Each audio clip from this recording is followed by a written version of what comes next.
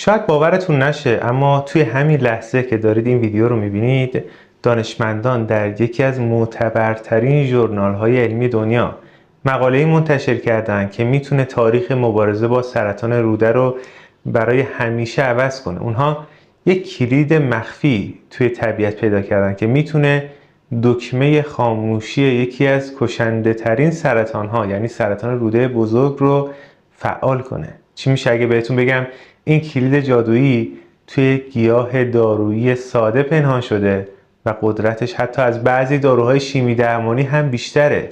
امروز میخوایم با هم پرده از این راز شگفت‌انگیز برداریم، ببینیم چطور طبیعت داره به ما یاد میده با هوشمندی سلولهای سرطانی رو از درون متلاشی کنیم.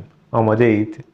خب اول بیاید ببینیم سلولهای سرطانی چطور کار میکنن. این سلولها مثل یک ارتش مهاجم و حریص میمونن. برای اینکه سریع رشد کنن و کل بدن رو بگیرن به یه چیز خیلی احتیاج دارن: آهن.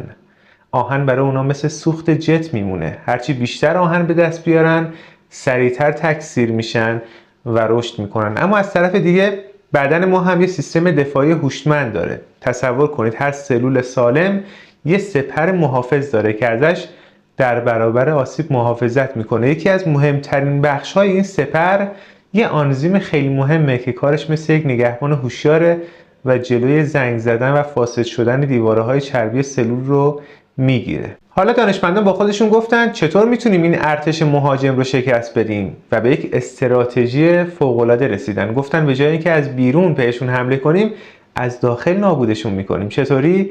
با یک حمله دو جانبه. حمله اول یعنی اینکه کاری کنیم که اون آهنی که سلول سرطانی عاشقشه براش تبدیل به سم بشه. یعنی کاری کنیم که اینقدر آهن توی سلول سرطانی جمع بشه که دیگه نتونه کنترلش کنه و از درون مسموم بشه. حمله دوم، همزمان بیایم و اون سپر محافظ و اون نگهبان هوشیار رو هم از کار بندازیم. چی میشه؟ سلول سرطانی کاملا بی‌دفاع میشه. از یه طرف پر از آهن سمی شده، از طرف دیگه سپر دفاعیش هم شکسته. نتیجهش یه انفجار از درونه. دیوارهای سلول سرطانی شروع به خراب شدن میکنن و سلول متلاشی میشه. به این فرایند هوشمندانه میگن فروپتوز، یعنی مرگ سلولی ناشی از آهن.